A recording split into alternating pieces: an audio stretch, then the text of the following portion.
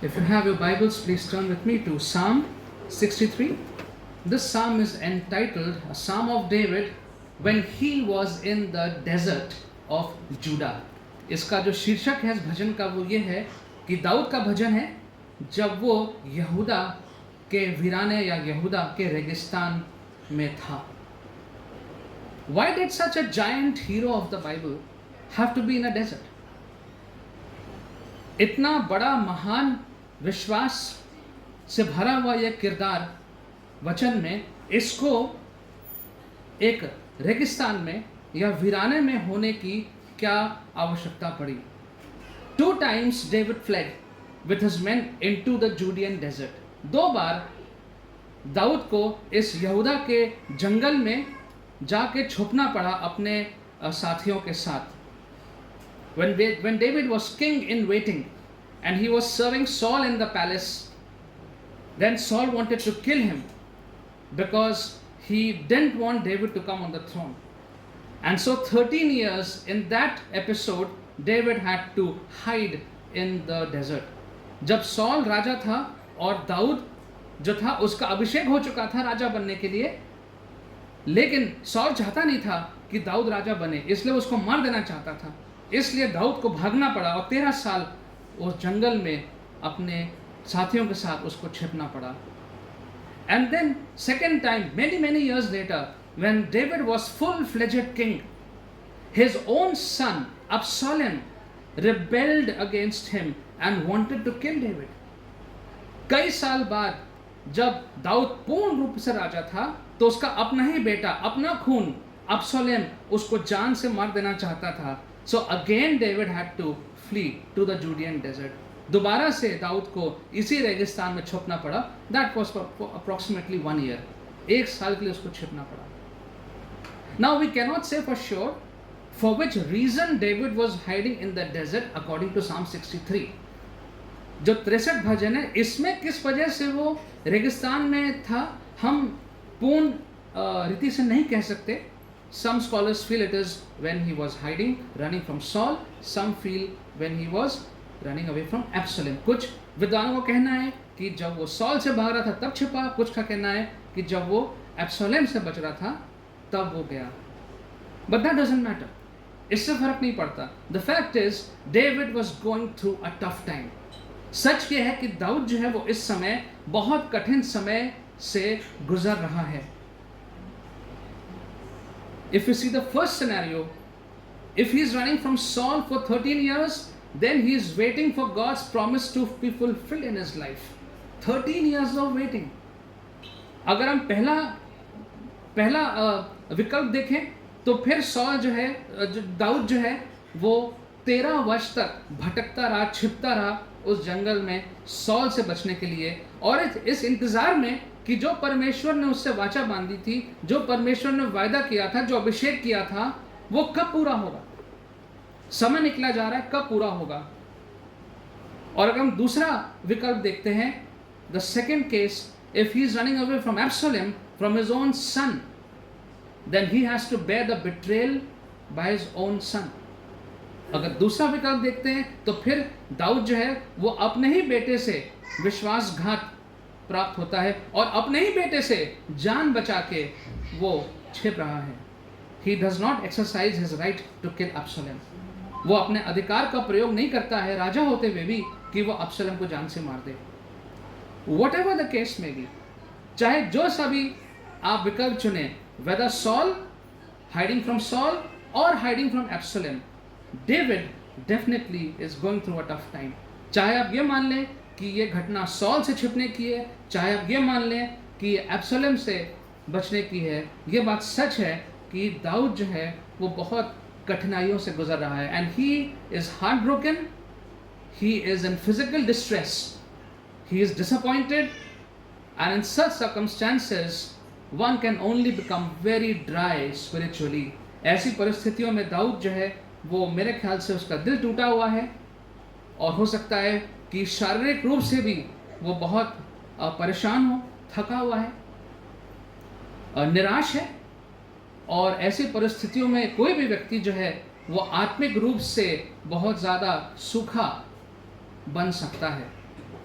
And a lot of parallel can be drawn actually from David's desert-like circumstances and our own life circumstances at time. अगर हम देखें तो बहुत सी बातों को हम देख सकते हैं जो एक समान है, जो हम दाऊद के इस समय में देखते हैं जब वो रेगिस्तान जैसी परिस्थितियों में था, और जो हमारा जीवन है, हमारा जीवन भी कैसे कभी कभी इन रेगिस्तान जैसी परिस्थितियों से गुजरता है.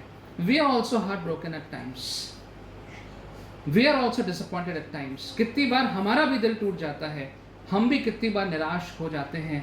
We are betrayed by friends and relatives. कई बार हमारे अपने जो लोग हैं, रिश्तेदार हैं, हमारे मित्र हैं, उनसे हमें धोखा होता है. We are betrayed by the ones who love us. जो हमसे प्रेम करते हैं उनसे हमें विश्वासघात मिलता है. People whom were very close to us, now they misunderstand us and they want to harm us. जो लोग हमारे बहुत नज़दीक थे एक समय में, अब वही हमारी जान के पीछे पड़े हुए हमारा नुकसान करना चाहते हैं. Parents can be heartbroken because of children. Children can be heartbroken because of parents. It both are possible. माँ बाप जो हैं, बच्चे जो हैं, वो भी एक दूसरे के कारण हो सकता है उनका हृदय टूट जाए. Siblings can be heartbroken because of each other. भाई बहन जो हैं वो भी एक दूसरे के कारण हो सकता है उनका दिल टूट जाए. Or we may feel at times that God's promises have not fulfilled in my life. कभी ऐसा भी समय आ सकता है कि हमें लगे कि परमेश्वर ने जितने भी वायदे हमसे किए थे वो सारे वायदे हमारे जीवन में पूरे नहीं हुए. There are delays in matters. जो भी बात परमेश्वर ने कही थी, जो भी कार्य चल रहा था, अब उसमें देरी हो रही है. We can feel that way. There can be actual times. Or we did not match with what was expected of us. जो हमें करना चाहिए था, जो हमसे अपेक्षा किया गया था, वो कार्यों को हम पूरा नहीं कर पाए. What happened? पता नहीं क्या हुआ.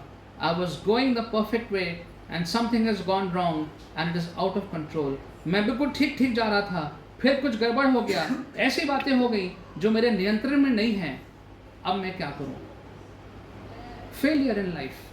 अपने जीवन में हम असफलता का सामना कर सकते हैं. And all of that can make us heartbroken. All of that can make us disappointed with life. इन सब चीज़ों से हमारा दिल टूट सकता है, हम निराशा से भर सकते हैं. और there can be physical distress. हो सकता है शारीरिक रूप से इस वक्त हम अस्वस्थ हैं. There's sickness and pain and handicap in the body. किसी कारण से हम बीमार हैं, लाचार हैं, मजबूर हैं. There's prolonged illness. हो सकता है जो तकलीफ हमारे शरीर में वो बहुत लंबी तकलीफ है. And maybe someone is tired of bad health. और स्वास्थ्य खराब होते होते अब कोई व्यक्ति परेशान हो चुका है. And actually some people do pray for death. और कुछ लोग तो परेशान होकर ये कहते हैं कि इससे अच्छा तो मौत आ जाती है. And then in similar circumstances some people can go through spiritual dryness. ऐसी परिस्थितियों में बहुत मुमकिन है कि एक व्यक्ति जो है वो आत्मिक रूप से सूख सा गया है, उसकी आत्मा जो है वो सूख गई. You live an isolated life. आपका जीवन जो है वो एकदम अलग सा जीवन है, औरों के साथ नहीं है. No fellowship. कोई सहभागिता नहीं है. Reducing trust in God. परमेश्वर में जो भरोसा है वो धीमे धीमे कम हो रहा है. Doubts. शक है परमेश्वर पे. Does God love me still? क्या परमेश्वर मुझसे अभी भी प्रार्थना करता है? Well, if he loves me, then why am I suffering? अगर वो मुझसे प्रेम करता है तो फिर मैं इस परेशानियों में क्यों पड़ा हूँ? And with all these questions and the real life difficult circumstances, how does one think of living a Christian life truthfully? ये सारे सवाल, ये सारी परिस्थितियाँ जो जीवन की असली परिस्थितियाँ हैं, इन सब के साथ कोई भी व्यक्ति अपना जीवन, मसीह जीवन कैसे व्यतीत करे? How can anyone live a meaningful, fulfilling life in such circumstances? ऐसी परिस्थितियों में, इन सारी परिस्थितियों के बीच में, सवालों में घिरे हुए एक व्यक्ति अपना एक सार्थक और भरपूरी का मसीह जीवन कैसे व्यतीत कर सकता है? Well, the majority of people would have given up on God. They give up on God. जो अधिकतर लोग हैं वो हार मान लेते हैं, परमेश्वर का साथ छोड़ देते हैं. They lose their faith or their faith decreases. उनका विश्वास कम हो जाता है, विश्वास छोड़ देते हैं या विश्वास बहुत कम हो जाता है. They shift from the biblical way of life to the worldly philosophies of life. जो वचन पे आधारित जीवन था, जो वचन पे व्यवस्था के अनुसार जो जीवन था, उसको छोड़ करके जो सांसारिक बातें हैं उनके अनुसार वो जीवन अपना व्यतीत करना शुरू कर देते हैं. But what about David? Dawood के लिए हम क्या कहेंगे? How did David face difficult times? Dawood ने कैसे अपने जीवन की इन कठिन परिस्थितियों का सामना किया, specially these long years in the wilderness. ये जो रेगिस्तान में, इस जंगल में उसने कैसे इतना मुश्किल समय का सामना किया. Psalm 63 tells us what David did. भजन 63 बताता है कि दाऊद ने क्या किया. But before we look at what David did according to Psalm 63, we must understand that the desert of Judah was not like a desert of just sand, as we can imagine. जिससे पहले हम देखें कि दाऊद ने 63 में क्या किया, उससे पहले हम थोड़ा सा ये जान लें कि जो यहूदा के जो रेगिस्तान या जंगल की बात हो रही है, तो ये वैसा जंगल नहीं था जैसा हम सोचते हैं कि हर जगह रेती रेत होगी. ऐसा जंगल नहीं था. It wasn't that for miles and miles you look with a binocular and all that you can see is sand. ऐसा नहीं था.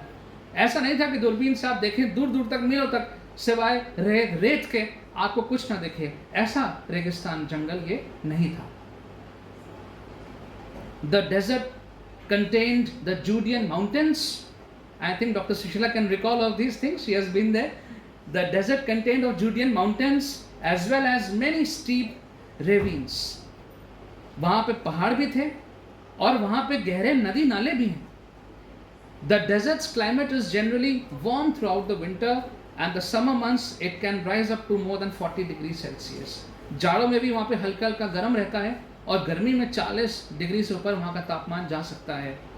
In terms of rainfall, the eastern slopes they receive as little as 47 mm of rainfall, but the western slopes can get up to 500 mm of rainfall. जो वहाँ पे जो पूरब की जो घाटियाँ हैं वहाँ पे केवल 47 मिलीमीटर वर्षा तक रहती है और जो पश्चिम की जो घाटियाँ हैं वहाँ पर 500 mm तक की बारिश हो सकती है. And because of these mountains and narrow streams, rains from Jerusalem and Bethlehem flow south and can cause flash floods in that area, in that desert. वहाँ पे जो नदियाँ बहती हैं यरूशलेम से, बेथलेहम से दक्षिण दिशा में, वो एकाएक अचानक बाढ़ भी वहाँ पे आ सकती है ऐसे रेगिस्तान में. And so this wilderness of Judah was also a secluded place for prayer and meditation. ये जो यहूदा का जंगल था, ये एक ऐसी भी जगह थी जहाँ पे एकांत में जाके लोग समय भी व्यतीत कर सकते थे और प्रार्थना कर सकते थे और वहाँ पे ध्यान लगा सकते थे. Moses used to pray in the same wilderness. मूसा इन्हीं जंगलों में जाके प्रार्थना करता था.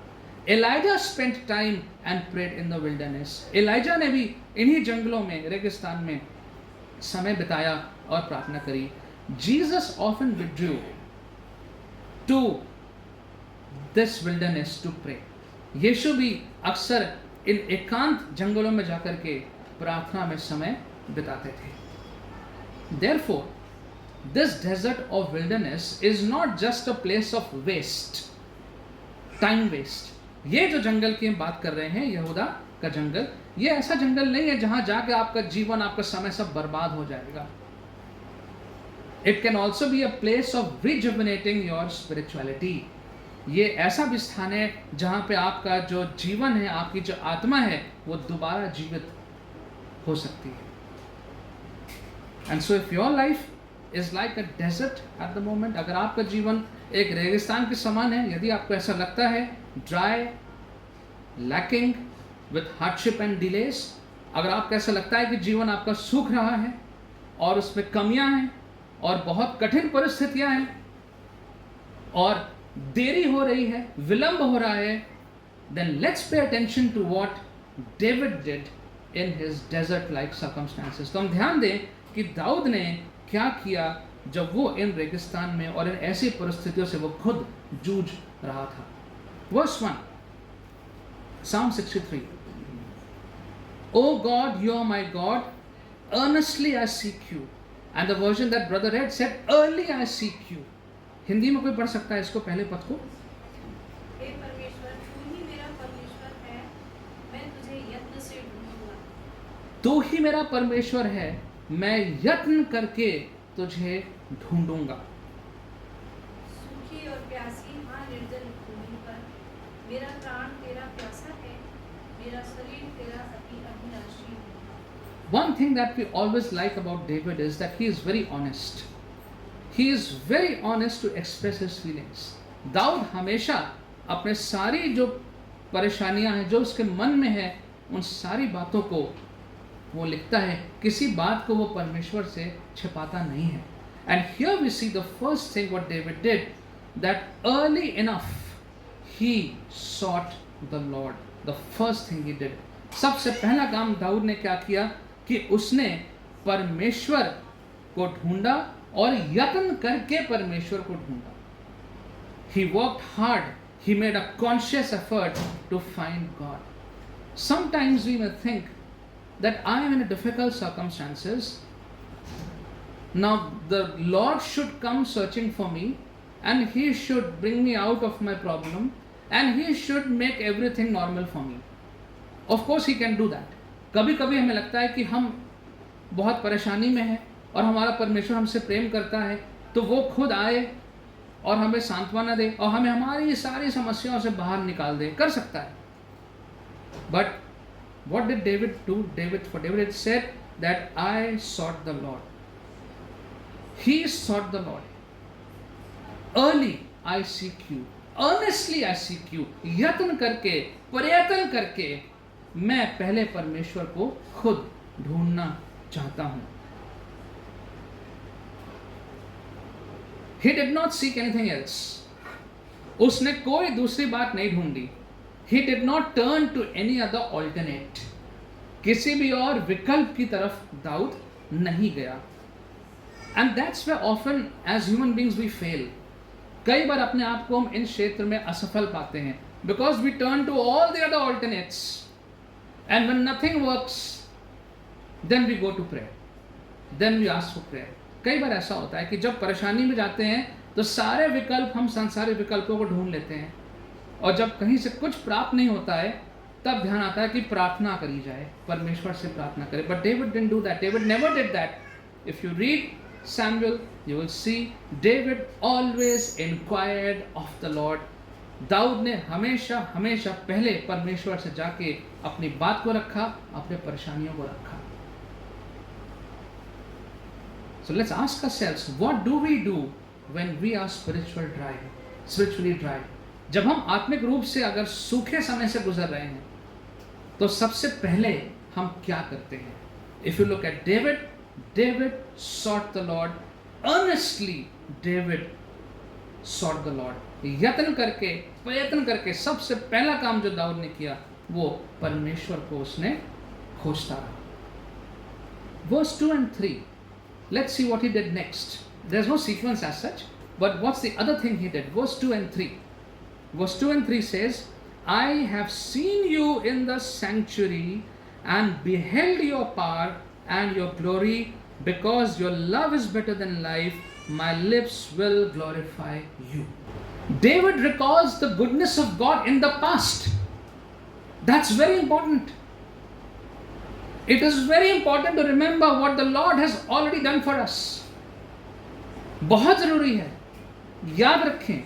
और अगर याददाश्त कमजोर है तो लिख लीजिए परमेश्वर ने आपके लिए क्या क्या किया है. Sometimes we go blank. When problems come, we go blank and we can't think of anything what the Lord has done. But that's not true. Just because we can't remember doesn't mean the Lord has not done. कभी कभी हम लोग एकदम blank हो जाते हैं, याद ही नहीं आता प्रभु ने हमारे लिए क्या क्या किया है. तो अगर याददाश्त कमजोर है तो लिख लें उसको, ताकि याद रहे कि जो अतीत बीत चुका है उसमें परमेश्वर ने हमारे लिए क्या क्या किया है। A temporary setback can not undo what God has already done. A temporary setback can not undo what God has already done for us. वर्तमान में अगर कुछ निराशा हुई है, अगर वर्तमान में हम कुछ निराशा से बीत रहे हैं, तो इसका मतलब यह नहीं है कि अतीत में परमेश्वर ने जो भी हमारे लिए किया है उसको नकारा नहीं जा सकता। It cannot be dismissed, it cannot be undone. जो परमेश्वर ने हमारे लिए कर चुका है वो कर चुका है। And what does David say for that? I have seen you in the century. David has seen the Lord. David is not saying, okay, now I am in such a condition, so Lord, what to do? I am stuck. David knows, Dawood को मालूम है कि परमेश्वर उसके लिए क्या क्या कर चुका है। Whether he is running from Saul, whether he is running for Absalom, doesn't matter. चाहे वो सॉल से भाग रहा है, चाहे वो एब्सलोम से भाग रहा है, दाऊद को मालूम है कि परमेश्वर पहले ही उसके लिए क्या क्या कर चुका है। And so he says, because your love is better than life. He knows it. उसको पहले से मालूम है, क्योंकि उसको सारी बातें याद हैं। तो वो सारी बातों को याद करके इस बात को कह रहा है कि तेरा प्रेम जो है वो जीवन से उत्तम है। Your love is better than life. How does he say that? Why does he say that? Because he remembers all that the Lord has already done for him. And his present circumstances cannot cancel what the Lord has done. जो उसकी वर्तमान की कुछ समस्याएं हैं, बड़ी समस्याएं भी यदि हैं, तो वो जो प्रभु कर चुका है उसके लिए उसको नकारा नहीं जा सकता। Then in verse 6 he says something very beautiful. 6वें पद में दाऊद क्या कहता है? On my bed I remember you, I think of you through the watches of the night. Often when we are going through troubled circumstances, somehow the day passes by. कई बार ऐसा होता है जब परेशानी से गुजर रहे होते हैं तो दिन तो निकल जाता है, लेकिन रात में लेटने के बाद नींद नहीं आती है। You are on your bed, you are tired, but you cannot sleep. What do we do?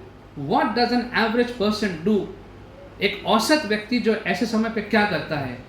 Again the whole day's problems, the things that happened, what could have been, what couldn't have, it all runs in the mind again. वो सारी बातें रात में दिमाग में फिर से दोहराने लगती हैं। What did David do? I'm sure he's troubled. I'm very sure David is troubled. Dawood है वो परेशान तो बहुत है, क्योंकि बहुत सी चीजें जो हैं वो रुक गई हैं। But what does David do? Verse 6, I remember you, I think of you, the Lord, through the watches of the night. पूरी रात अगर मुझे नींद नहीं आ रही है तो मैं परेशानियों के बारे में नहीं सोचूंगा, मैं प्रभु तेरे बारे में सोचूंगा। तूने मेरे लिए क्या क्या किया है मैं ये सोचूंगा।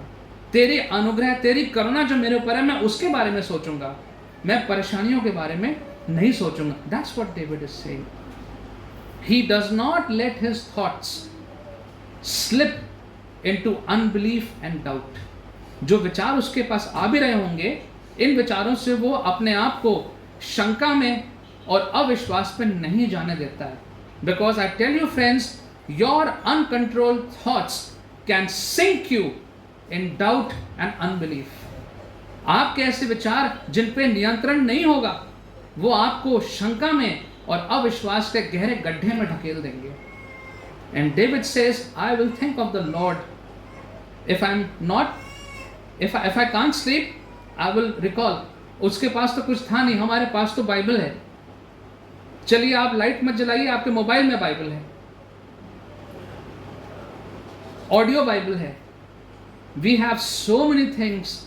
If you're not able to sleep, we have songs. हमारे पास मसीह गीत हैं। If you're not able to sleep at night, if you're troubled, don't give in to those troubled thoughts. David said, I will think of you. Dawood ने कहा कि मैं तेरे बारे में सोचूंगा, रात भर तेरे बारे में सोचता रहूंगा। लेकिन परेशानियों के बारे में नहीं सोचूंगा। Verse 7 and 8, because you are my help, I sing in the shadow of your wings, my soul clings to you, your right hand upholds me. David is actually in a helpless state. देखा जाए तो दाऊद जो है वो एक असहाय परिस्थिति में है, but he sing Lord you are my help. Someone who's running away for his life, every now and then his life is in danger, is helpless. एक व्यक्ति जिसकी जान जो है वो जोखिम में है, कभी भी जान जा सकती है उसकी, तो ऐसा व्यक्ति तो असहाय है। बट ऐसा व्यक्ति क्या कह रहा है? What is David saying? Lord, you are my help. I am in this desert. I am in the middle of nowhere. I am disappointed. I am discouraged. Lord, you are my help. वो इस बात को मान रहा है कि परमेश्वर जो है वही उसकी सहायता है। Every moment of his life, every breath, every strength, David acknowledges it and gives the credit to God always. हमेशा दाऊद ने अपनी हर जीत का, अपने हर परिस्थिति का श्रेय परमेश्वर को दिया। When we get help in our distress, do we thank and acknowledge the Lord first? जब हमारी सहायता होती है हमारी परेशानियों में, तो क्या सबसे पहले हम प्रभु का धन्यवाद करते हैं कि नहीं? We can learn from David. Verse 9, 10 and 11, 9, 10 और 11 में हम देखते हैं, They who seek my life will be destroyed. They will go down to the depths of the earth. They will be given over to the sword and become food for jackals. But the king will rejoice in God. All who swear by God's name will praise him, while the mouths of the liars will be silenced. And through these verses, David is saying, you know what? The Lord is in control. That's all he's saying. The Lord is in control. कि सारा नियंत्रण परमेश्वर के हाथों में है। David is assured that the Lord is in control. And that is hard to accept at times, isn't it? कभी कभी इस बात को मानना, स्वीकार करना मुश्किल हो जाता है। David is fleeing for his life, how can God be in control? दाऊद यहाँ अपने जीवन, जान बचा रहा है, जान जोखिम में है, किस प्रकार से परमेश्वर नियंत्रण में है? His enemies have taken what belongs to David, how can God be in control? उसके सारे शत्रुओं ने जो कुछ दाऊद का था, जो उसका हक था, उस हक को मार रखा है। कैसे परमेश्वर नियंत्रण में है? And God seems so far away in times of trouble, isn't it? अक्सर ऐसा लगता है कि जब परेशानियों का समय आया, उसी समय में परमेश्वर हमारे नजदीक नहीं है, और पूरे वक्त वो हमारे साथ था। Rest all the time God was with us, but when this trouble time came, where is God now? It looks he is not with us. ऐसा लगता है कि वो हमारे साथ नहीं है, but be assured, God is in control, even when you can't understand how. इस बात का भरोसा रखिए कि परमेश्वर नियंत्रण में है सदैव, भले ही हमको समझ में ना आए कैसे। That is King David. ये है राजा Dawood. Let me close with some insights from the life of Helen Keller. Helen Keller के जीवन से कुछ आपको बताना चाहूँगा। She was a champion of faith of the late modern times. जो हमारा आधुनिक समय है, 1800 से आगे को हम आधुनिक समय मानते हैं। ये इस आधुनिक समय की विख्यात महिला मानी जाती है। Helen Keller was born in June 1880। Helen Keller का जन्म 1880 जून में हुआ था। At the age of 2 she suffered an illness that left her blind and deaf. 2 साल की उम्र में इनको एक बीमारी ऐसी आई कि इनकी आंखों की रोशनी चली गई और कानों से सुनने की क्षमता भी चली गई। 2 साल की उम्र में she was sent to the institute for the blind in Boston. जिनको दिखाई नहीं पड़ता है, उन लोगों के लिए जो संस्था बनी थी, वहां इनको भेज दिया गया। At age 7 Helen Keller was taught by her helper and Sullivan through the sense of touch. 7 साल की उम्र में इनको स्पर्श के द्वारा इनकी जो हेल्पर थी, सहायक थी, उन्होंने इनको सिखाना शुरू किया। Helen Keller began attending Radcliffe College where Anne Sullivan would interpret the lectures for her।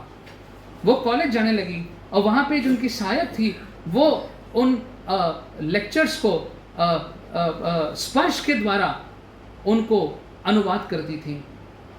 Helen became concerned about all the blind, especially the soldiers who were blinded in World War I। जो सैनिक थे जिनकी आंखों की रोशनी चली गई थी पहले विश्व युद्ध में, खास तौर से उनके लिए हेलेन के हृदय में बहुत सहानुभूति आई। And she championed the cause of those who suffered as a result of poor working conditions। जो खराब परिस्थितियों में लोग काम कर रहे थे उनके लिए काम इन्होंने बहुत ज़्यादा किया। खुद ना वो देख सकती थी ना सुन सकती थी। Helen Keller learned to type on a braille typewriter। Braille लिपि के टाइपराइटर जो होता है उससे उन्होंने टाइपिंग सीखी। And wrote many books between 1903 and 1941। 1903 से लेकर के 1941 तक उन्होंने बहुत सी किताबों को टाइप किया। This is what she said। इन्होंने ये कहा, I thank God for my handicaps, for through them I have found myself, my work and my God। इन्होंने कहा कि ये जो मेरी लाचारी है, जो विकलांगता है, मैं उसके लिए प्रभु का धन्यवाद करती हूँ, क्योंकि इसी के द्वारा मैंने अपने आप को पाया, मैंने अपने कार्य को पाया और मैंने परमेश्वर को भी प्राप्त कर लिया। Regarding reading the Bible, Helen Keller से बाइबल के बारे में हेलेन केलर ने यह कहा, it gives me a deep comforting sense that things seen are temporal and things unseen are eternal।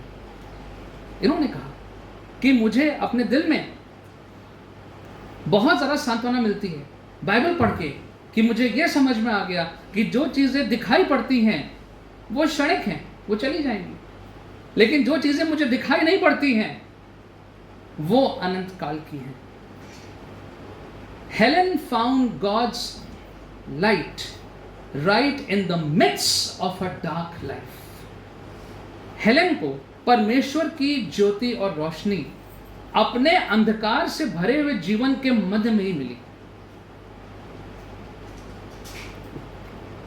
If you are finding yourself in a spiritually dry and dark circumstances, अगर आपको लगता है कि आपका जीवन आत्मिक रूप से एक अंधकार से गुजर रहा है, एक सूखी घाटियों से गुजर रहा है, then know by biblical wisdom that this is just the right place, just the exact place to find your purpose and light। अगर आपको लगता है कि आप अंधकार से गुजर रहे हैं और एक आत्मिक रूप से सूखे दौर से गुजर रहे हैं, तो आप जान लें कि वचन के ज्ञान के अनुसार यही वो समय है, यही वो स्थान है जहां पर आपको अपने जीवन का मकसद और ज्योति मिलेगी और कहीं नहीं मिलेगी। Don't be afraid of the wilderness. रेगिस्तान और जंगल से घबराइए नहीं, डरिए मत। It's a part of life, जीवन का हिस्सा है। ग्रो इन द लॉर्ड, परमेश्वर में बढ़ते रहिए। Make your relationship strong with the Lord in the middle of this wilderness. इस जंगल के बीच में, रेगिस्तान जैसे परिस्थितियों के बीच में अपने संबंध को प्रभु के साथ मजबूत बनाइए। Let me end with what Martin Luther said. Martin Luther ने कहा, faith is a living daring confidence in God's grace, so sure and certain that a man could stake his life on it 1,000 times। Faith is a living, daring confidence in God's grace, so sure and certain that a man could stake his life on it 1,000 times। विश्वास ईश्वर का अनुग्रह में एक जीवित साहसी विश्वास है। इतना निश्चित है कि एक व्यक्ति इस पर अपना जीवन हजारों बार दांव पे लगा सकता है। हजारों बार हम अपना जीवन परमेश्वर के अनुग्रह पर दांव पे लगा सकते हैं। David staked his whole life for God. Dawood ने अपना पूरा जीवन परमेश्वर पे दांव पे लगा दिया, पूरा जीवन। आप पढ़ के देखिए। And the Lord called him man after God's own heart. परमेश्वर ने दाऊद के लिए कहा कि ये ईश्वर के हृदय के अनुरूप व्यक्ति है। Man after God. He just didn't become man after God's own heart like that only. ऐसे नहीं बन गया। Be like David. दाऊद की तरह बनिए। Find God in your wilderness. अपने रेगिस्तान में, जंगल में परमेश्वर को खोजिए। Let's pray. Father, we thank you that you are always with us, no matter what circumstances we go through. प्रभु जी, किन्हीं भी परिस्थितियों से हम होके गुजरते हैं, हम जानते हैं कि आप हमारे साथ हैं। And Lord, it is true that our lives are filled with ups and downs. And as difficult times are coming, our lives are filled with more and more problems, difficulties, hardships. और जैसे प्रभु आपका समय नजदीक आ रहा है, हम जानते हैं हमारा जीवन और परेशानियों से, संघर्षों से बढ़ता जा रहा है। Lord, help us to know that in the midst of all these difficulties, you are there with us and you are taking us through. इन सारी परेशानियों के बीच में, इस आत्मिक सूखेपन के परिस्थितियों के बीच में, इस निराशा के बीच में, प्रभु आप हमारे साथ हैं। And you have been with all the men and women that we read in the Bible who trusted you. वचन के सारे पुरुष और स्त्री जिन्होंने आप पे भरोसा रखा, हर एक परिस्थिति में प्रभु आप उनके साथ थे। We want to commit ourselves to you, Lord, and pray, give us that heart which David had. वो दिल हमें दे परमेश्वर जो दाऊद का था। कभी उसने आपको नहीं छोड़ा, और गलती भी करी तो भी प्रभु आपने उसको उठा के खड़ा कर दिया। Help us, Lord, to have that spirit. Help us, Lord, to seek you early. Help us, Lord, to always know that you are with us. Help us, Lord, never to forget what you've done for us. आपको हम जल्दी ही खोज लें, जान लें कि आप हमारे साथ हैं, और कभी भी आपके किसी भी उपकार को हम ना भूलें। In Jesus' name we pray. Amen.